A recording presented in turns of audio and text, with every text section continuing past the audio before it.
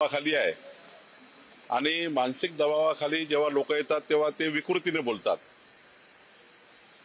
आणि कालचं संपूर्ण उद्धव ठाकरेचं भाषण हे विकृती दर्शवणारं होतं असं मला वाटतं। त्यामुळं आता महाराष्ट्राची जनता आणि मुंबईची जनता उद्धव ठाकरेंना काही सिरियस घेत नाही म्हणून ते गरड ओकतायत, गरड ओकू बोलतायत आणि महाराष्ट्राच्या जनतेला कळलं आहे की कोण खरं आणि कोण खोटं। काल त्यांचा पूर्ण रोग शिंदे सेनेऐवजी भाजपवर दिसला, त्यांनी रणनीती ठरवली भाजपला टार्गेट। आता भाजपाच टार्गेट याच्याकरता आहे की 51% मतं घेण्याची क्षमता भाजपा महायुतीमध्ये आहे आणि जेव्हा मोठा पक्ष होतो, जेव्हा क्षमता मोठी असतं त्यांनाच लोक टार्गेट करतात।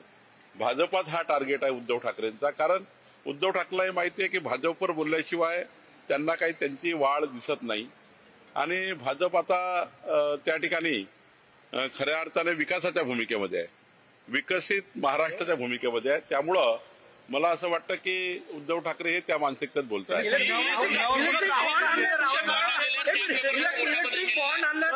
क्रांतिकारी निर्णय महसूल खात्याचा आज महाराष्ट्राच्या इतिहासामध्ये पहिल्यांदा मुद्रांक विभाग ई बॉन्ड लॉन्च करते आहे आणि ई प्रणालीच्या माध्यमातून तुम्हाला विदाऊट स्टॅम्प पेपर घेता, म्हणजे स्टॅम्प पेपरची गरज नाही, आता ई बॉन्डवर तुम्ही स्टॅम्प पेपर घेऊ शकता।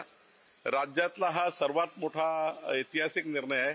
माननीय मुख्यमंत्री देवेंद्र फडणवीसजीचं सरकार, आमचं सरकार ई बॉन्डवर आलेलं आहे, त्यामुळं एक मोठा निर्णय आपण त्या ठिकाणी घेतलेला आहे।